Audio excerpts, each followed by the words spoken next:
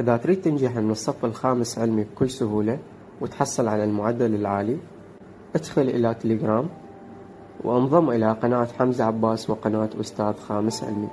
طبعا المعرفات موجودة أمامكم، روابط القنوات موجودة أسفل الفيديو بالوصف وأيضا بالتعليق المثبت. هاي القنوات تحتوي على كل شيء جديد راح يفيدك.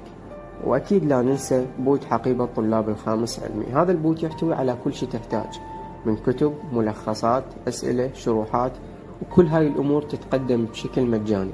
هذا البوت تقدر تعتمد عليه وتستفاد منه بوقت دراستك وامتحاناتك.